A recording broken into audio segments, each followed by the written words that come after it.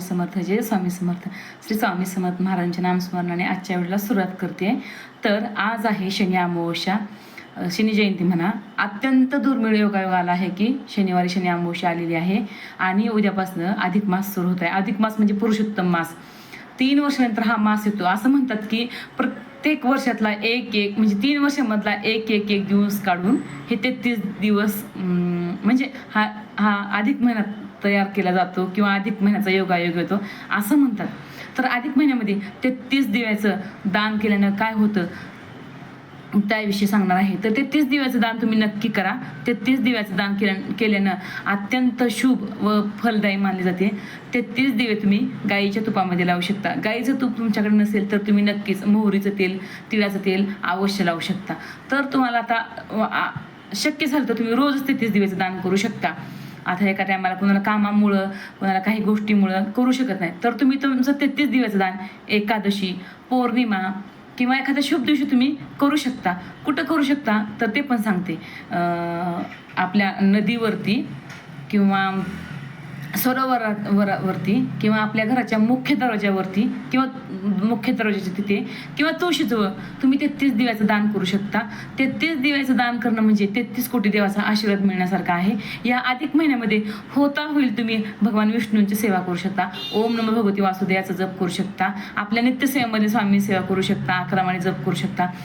असं बरेच छोट्या ज्या सेवा आहेत त्या तुम्ही नक्की करू शकता. आणखीन तुम्हाला सांगायचं गेलं तर गोपद्म, तर 33 गोपद्म तुम्ही रोज देवापुढे काढू शकता. आता 33 आपण रोज देवापुढे रांगोळी काढतो. मी तर प्रत्येक वाराची रांगोळी काढते, जसं की सोमवार, मंगळवार, बुधवार, गुरुवार, शुक्रवार, शनिवार, रविवार, सोमवारच्या ह्या 7 दिवसाच्या मी रांगोळ्या पूर्ण काढते. पण आता एवढं पूर्ण अधिक महिन्यामध्ये मी 33 कोटी म्हणजे जे गोपद्म, तर अशा प्रकारचे गोपद्म असतं, बघू शकता. कुण्या पण तुम्हाला जिथे देवाचं सामान मिळतं, देवाचं साहित्य मिळतं तिथं तुम्हाला ह्या अशा प्रकारचं गोपद्म मिळून जाईल. गोपद्माची रांगोळीचं छापा द्या म्हणतो. इथे काय माहिती 10 रुपयेपर्यंत 20 रुपयेपर्यंत मिळून जाईल.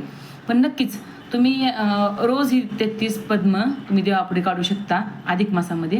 याचा पण खूप तुम्हाला फायदा होऊन जाईल. खूप म्हणजे खूप याचा अनुभव येऊन जाईल. वरचीवर आपल्या घरची परिस्थिती सगळी सुधारेल, घरातल्या अडचणी नीट होतील, सगळं काही कसं होईल तुम्ही नक्कीच बघू शकता. अशा प्रकारचा हा गोपद्माची रांगोळी तुम्हाला मिळू शकते, पाहू शकता तुम्ही. वाटलंच तर मी तुम्हाला फोटो पण टाकीन याचा, बघू शकता. 10 रुपयामध्ये मिळून जाईल. अशा प्रकारे 33 गोपद्माची पण तुम्ही रांगोळी रोज देवापुढे नित्यनेमाने काढू शकता. आता आपल्याला 4 किंवा 5 दिवसाची काही अडचण असेल तर तुम्ही घरातल्या कोणाकोणी ही रांगोळी काढून घेऊ शकता. दारामध्ये काढू शकता, देवापुढे काढू शकता. नित्यनियमाने तुम्ही हा अधिक मासामध्ये 33 गोपद्माची ही रांगोळी नक्कीच काढा.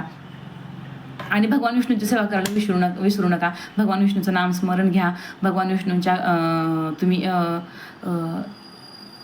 जास्तीत जास्त काय सेवा केली पाहिजे तर विष्णू सहस्त्रनाम न चुकता तुम्ही ह्या महिन्यामध्ये ऐकू शकता, ज्याचं की तुम्हाला एकदम उत्तम फळ मिळून जाईल. माझी ही केली छोटीशी सेवा भगवान विष्णूच्या चरणी अर्पण, श्री स्वामी समर्थ महाराजांच्या चरणी अर्पण. माझा हा व्हिडिओ आवडला असेल तर लाईक करा, शेअर करा, सबस्क्राईब करा. कमेंट बॉक्समध्ये श्री स्वामी समर्थ लिहायला विसरू नका. श्री स्वामी समर्थ.